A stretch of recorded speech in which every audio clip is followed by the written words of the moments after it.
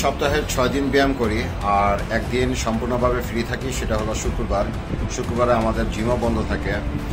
আর সপ্তাহে 6 দিনের মধ্যে প্রথম দিন হচ্ছে চেস্ট আর ট্রাইসেপের ব্যায়াম করি, দ্বিতীয় দিন হচ্ছে বাইসেপ আর ব্যাগের ব্যায়াম করি, আর তৃতীয় দিন হচ্ছে শোল্ডার প্লাস লেগসের ব্যায়াম করি।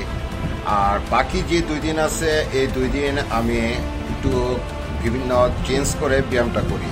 আর ষষ্ঠ দিন হচ্ছে যে সম্পূর্ণভাবে কার্ডিও করি, কার্ডিওর সাথে বেলিটা রাখি।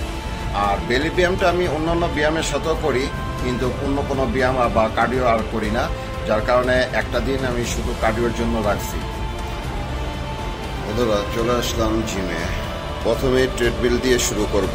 ট্রেডমিল 10 মিনিট করব, তারপরে আসবো সাইকেলিংয়ে। সাইকেলিং 5 মিনিট করব।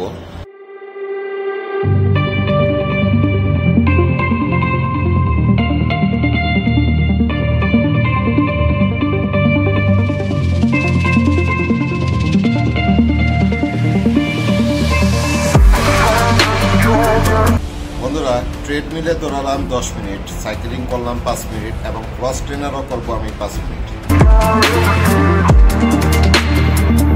কার্ডিওর ভিতরে আপাতত ট্রেডমিলের এগুলির ব্যায়ামগুলি শেষ করলাম।